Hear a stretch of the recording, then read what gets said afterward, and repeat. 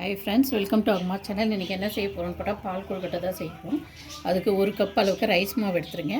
அந்த கப்பால் 2 கப் அளவுக்கு தண்ணி எடுத்துருக்கேன். அது சேர்த்துலாம். தண்ணி நல்லா சூடாகட்டும். அது கூட 1 ஸ்பூன் அளவுக்கு நெய் சேர்த்துடலாம்.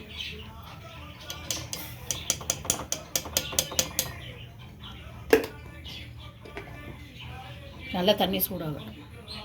தண்ணி நல்லா சுட்டுருச்சு. இப்போ கொஞ்சமாக சால்ட் சேர்த்துக்கலாம்.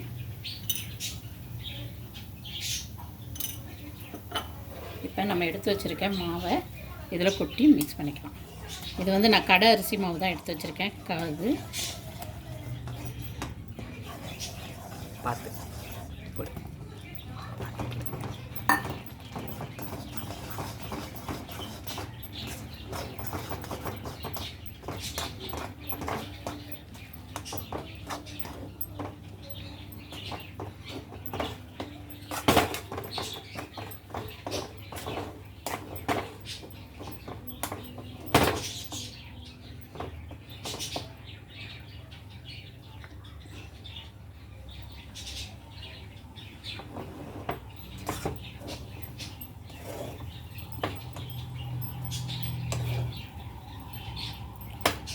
இப்போ அதை டிப்பி மூடி போட்டு ஆற விட்ருவோம். இங்கே பாருங்கள், மாவு நல்லா ஆறிடுச்சு. இப்போ நம்ம இதை ரொட்டி மாவு பதத்துக்கு பிசைஞ்சு எடுத்துக்குவோம். ஒரு தட்டில் மாற்றிக்கலாம். இங்கே பாருங்கள், இதை நல்லா தட்டில் மாற்றிட்டேன். நல்லா ஆற விட்டு நல்லா பிசைஞ்சு எடுத்துக்கலாம் ரொட்டி மாவு பதத்துக்கு.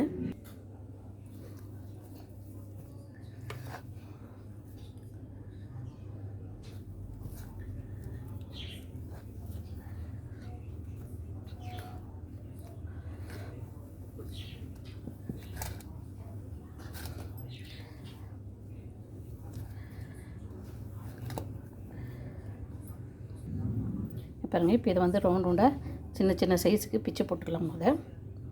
ஏன்னா பிச்சு போட்டால் தான் கரெக்டாக ஒரே லெவலாக நம்மளால் பிசையறதுக்கு வாட்டமாக இருக்கும். அதுக்காக தான் ஒரே ஷேப்லேயே ரவுண்டு வரும்.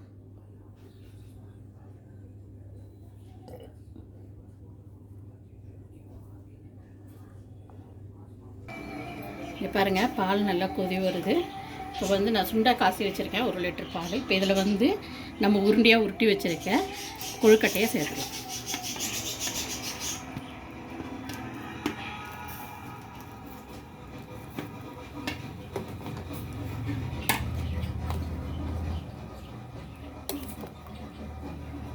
இப்போ இதை அப்படியே நல்லா லோ ஃப்ளேம்லேயே வச்சு வேக விடுவோம்.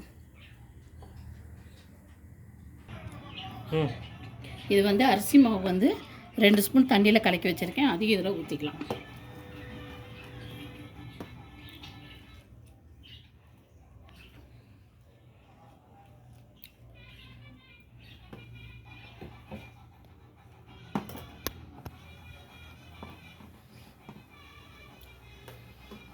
அப்போ தான் கொஞ்சம் திக்னஸ் கொடுக்கும். அதுக்காக தான் அரிசி மாவு கலக்கிறது. பாருங்கள், நல்லா கொதிச்சிருச்சு. இப்போ நம்ம தேவையான அளவு சர்க்கரை சேர்த்துக்கலாம். இனிப்பு உங்களுக்கு தேவையான அளவு தான். நாட்டு சர்க்கரை வேணாலும் நாட்டு சர்க்கரை சேர்த்துக்கலாம். வெள்ளை சர்க்கரை வேணாலும் இது சேர்த்துக்கலாம், உங்களோட விருப்பம்.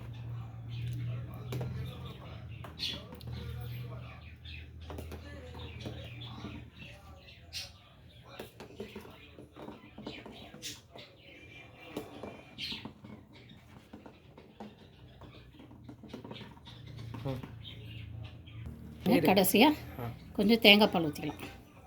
அவ்வளோதான்.